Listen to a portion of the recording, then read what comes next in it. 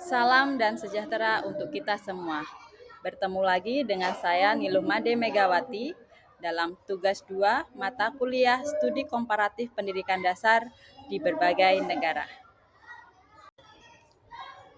Pada tugas tutorial yang pertama, yaitu temukan satu artikel jurnal nasional terakreditasi Sinta yang membahas topik mengenai gender dalam pendidikan dasar.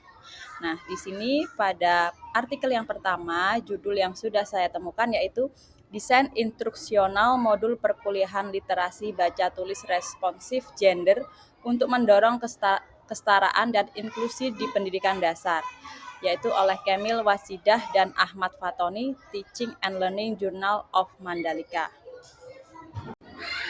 Berikut akan saya jelaskan hal penting yang dibahas dalam artikel tersebut. Yang pertama, tujuan penelitian, yaitu mengembangkan modul perkuliahan literasi baca tulis yang responsif gender untuk meningkatkan kompetensi guru PGSD serta mengurangi kesenjangan capaian literasi akibat stereotip gender. Yang kedua, landasan teoretik, mengaitkan literasi dan keadilan gender dengan teori sosial kultural literasi dan literatur tentang pedagogik inklusif serta laporan UNESCO atau UN Women tentang gender dan pendidikan. Yang ketiga yaitu metode, penelitian pengembangan bertipe Design Based Research atau DBR, siklus desain, implementasi, evaluasi, dan revisi bersama dosen serta mahasiswa calon guru. DBR dipilih untuk menghasilkan produk yang kontekstual dan dapat diuji langsung dalam praktik. Hasil utama, tersusunnya modul literasi baca tulis yang memuat prinsip-prinsip responsif gender atau pemilihan teks, gambar tanpa stereotip, aktivitas yang mendorong partisipasi setara, rubrik penilaian yang sensitif gender. Penulis melaporkan bahwa modul ini valid dan berpotensi meningkatkan hasil belajar serta menciptakan suasana pembelajaran yang lebih inklusif. Rekomendasi praktis, integrasi prinsip responsif gender ke dalam bahan ajar dan pelatihan calon guru, pemantauan capaian siswa menurut gender untuk mendeteksi kesenjangan, serta kolaborasi antara akademisi dan praktisi untuk penyempurnaan modul. Kelebihan dari artikel adalah fokus praktis atau produksi modul konkret, metode DBR yang berorientasi praktik dan keterkaitan dengan kebijakan atau standar internasional. Yang kedua, keterbatasan yang tampak. Sampel implementasi umumnya terbatas pada konteks PGSD di satu perguruan tinggi atau belum terlihat generalisasi luas berbagai daerah atau sekolah dasar, dan artikel lebih menekankan pengembangan produk daripada evaluasi jangka panjang dan dampak terhadap murid SD di lapangan. Keterkaitan dengan pengalaman mengajar di sekolah dasar, yaitu cara aplikatif. Yang pertama, pemilihan bahan bacaan tanpa stereotip. Kaitan dengan praktik, jika sering melihat buku cerita yang menempatkan anak laki-laki pada peran aktif atau pemimpin dan anak perempuan pada peran pasif, modul responsif gender mendorong penggantian atau penambahan teks yang menampilkan anak perempuan dalam peran aktif. Contoh aplikasi, susun paket bacaan mingguan yang seimbang gender, lalu minta siswa menulis lanjutan cerita dari sudut pandang tokoh yang jarang diberi suara, misal tokoh perempuan. Yang kedua, desain aktivitas yang mendorong partisipasi setara. Kaitkan dengan praktek. Bila dalam kelas lama ini siswa laki-laki lebih sering diangkat untuk menjawab atau berdemo, gunakan strategi rotasi peran, penunjukan acak, dan kelompok kecil campur gender untuk memastikan semua mendapatkan kesempatan berbicara. Contoh aplikasinya yaitu gunakan kartu peran untuk diskusi kelompok dan rotasi tiap pertemuan sehingga perempuan dan laki-laki mengalami semua peran. Yang ketiga, penilaian sensitif gender, kaitkan dengan praktik. Evaluasi yang hanya menilai output akhir tanpa melihat konteks partisipasi dapat menyembunyikan ketidaksetaraan. Modul menyarankan rubrik yang menilai proses, yaitu kolaborasi, kontribusi, ide, bukan hanya produk. Contoh aplikasi, tambahkan komponen kontribusi kelompok pada penilaian proyek dan gunakan pengamatan guru untuk menangkap partisipasi siswa yang tidak selalu terlihat lewat nilai tes. Yang keempat, pembiasaan bahasa dan sikap guru. Kaitkan dengan praktik. Guru kadang tanpa sadar memakai bahasa yang memperkuat stereotip, seperti anak laki-laki lebih unggul di sains. Artikel menekankan pelatihan kesadaran bagi calon guru yang juga relevan untuk guru aktif. Contoh aplikasi, lakukan refleksi mingguan, catat frasa atau aktivitas yang mungkin bias gender, lalu ganti dengan alternatif yang netral atau inklusif. Yang kelima, kolaborasi sekolah, guru, dan komunitas. Kaitan dengan praktik yaitu modul dikembangkan bersama praktisi di sekolah melibatkan orang tua dan komite sekolah membantu mengubah ekspektasi sosial yang mempengaruhi perilaku anak. Contoh aplikasi, adakan pertemuan singkat dengan orang tua tentang pentingnya dukungan setara, misal mendorong anak perempuan mengeksplorasi sains. Tugas tutorial yang kedua yaitu mencari artikel yang bereputasi Scopus yang berkaitan dengan gender dalam pendidikan dasar. Di sini saya sudah menemukan satu artikel yaitu dengan judul Teacher Judgment and Gender Achievement Gaps in Primary Education in England, Germany, and the US. Beberapa poin utama yang dibahas pada artikel ini yaitu yang pertama tujuan penelitian.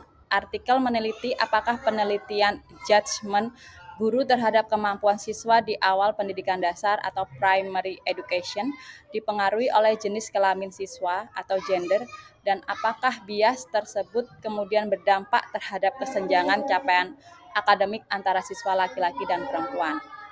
Konteks dan data. Studi dilakukan dengan data dari 3 negara yaitu Inggris, Jerman, dan Amerika Serikat. Temuan utama yang pertama, guru cenderung menilai siswa laki-laki lebih tinggi dalam bidang matematika atau angka dibanding sebenarnya dan menilai siswa perempuan lebih tinggi dalam bidang bahasa verbal dibanding sebenarnya. Yang kedua, penilaian awal dari guru tersebut memiliki kaitan dengan capaian akademik siswa selanjutnya, yaitu bias penilaian dapat memperkuat kesenjangan gender dalam hasil belajar. Yang ketiga, pengaruh sosial kultural dan harapan guru atau guru ekspektasi dan stereotip gender memainkan peranan penting dalam pembentukan perbedaan hasil antara gender. Berikutnya, implikasi praktis. Pentingnya kesadaran guru mengenai potensi bias gender dalam penilaian dan interaksi awal dengan siswa. Kebutuhan pelatihan guru agar lebih sensitif gender dan menggunakan instrumen penilaian yang adil. Berikutnya, pentingnya sistem pemantauan capaian siswa berdasarkan gender untuk mendeteksi dan mengatasi kesenjangan sejak dini. Kritik atau keterbatasan. Studi menggunakan data dari negara barat dan mungkin kurang menggambarkan konteks negara berkembang atau pendidikan dasar di luar sistem tersebut. Fokus pada penilaian guru atau awal pembelajaran, belum secara mendalam meneliti intervensi untuk mengubah bias tersebut dalam praktek harian guru. Keterkaitan artikel yang kedua dengan materi modul MPDR 5302. Yang pertama, modul MPDR 5302 mencakup kesetaraan dan inklusi dalam pendidikan dasar, termasuk bagaimana guru merancang lingkungan belajar yang responsif terhadap siswa dari berbagai latar belakang atau gender. Artikel di atas sangat relevan karena menunjukkan bagaimana penilaian guru dan harapan awal guru terhadap siswa dapat memperkuat ketidaksetaraan gender dalam pendidikan dasar. Yang kedua, modul menekankan pentingnya refleksi diri guru terhadap bias dan pengembangan profesional yang mendalam terkait gender. Artikel menyebut bahwa guru membutuhkan kesadaran terhadap stereotip gender dan harapan yang membentuk interaksi mereka dengan siswa. Maka, materi modul yang berkaitan dengan guru sebagai agen perubahan sangat sinkron. Yang ketiga, modul juga membahas instrumen penilaian, evaluasi, dan bagaimana melakukan monitoring capaian siswa secara adil. Artikel tersebut menawarkan bukti empiris bahwa tanpa kesadaran dan penyesuaian, penilaian guru bisa menjadi sumber kesenjangan gender. Berikutnya yang keempat yaitu modul menyertakan tema upaya menciptakan lingkungan belajar inklusif, misal bahan ajar, interaksi siswa, kolaborasi, peran guru. Maka artikel memperkuat pentingnya mulai dari tahap sangat awal atau penilaian guru untuk menghindari reproduksi stereotip gender. Kesimpulannya, yang pertama, pentingnya pembelajaran dan penilaian yang responsif gender. Kedua, penelitian menegaskan bahwa kesenjangan gender dalam pendidikan dasar tidak hanya muncul dari kurikulum atau kemampuan siswa, tetapi juga dari praktik pembelajaran dan penilaian guru yang belum sepenuhnya sensitif gender. Pengembangan modul literasi responsif gender menunjukkan bahwa desain pembelajaran yang adil dan inklusif dapat meningkatkan partisipasi setara antara siswa laki-laki dan perempuan. Sementara itu, penelitian OLIX 2023 membuktikan bahwa bias guru dalam menilai kemampuan siswa sejak dini dapat memperkuat kesenjangan hasil belajar. Dengan demikian, guru perlu meningkatkan kesadaran diri terhadap bias gender serta menerapkan strategi pembelajaran dan penilaian yang objektif dan adil. Yang kedua, peran guru sebagai agen perubahan untuk kesetaraan gender di sekolah dasar. Kedua artikel menempatkan guru sebagai faktor kunci dalam menciptakan lingkungan belajar yang setara dan inklusif.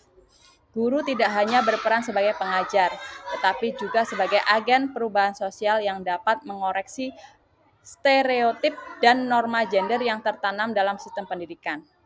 Melalui pelatihan, refleksi diri, dan penerapan modul responsif gender, guru diharapkan mampu menumbuhkan budaya sekolah yang menghargai perbedaan dan memberikan kesempatan yang sama bagi semua peserta didik. Upaya ini selaras dengan semangat pembelajaran dalam modul MPDR 5302 yang menekankan inklusi, kesetaraan, dan keadilan dalam pendidikan dasar. Demikian tadi tugas tutorial 2 yang telah saya paparkan.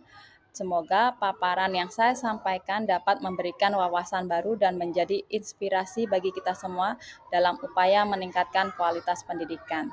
Sekian, sampai berjumpa lagi dan terima kasih.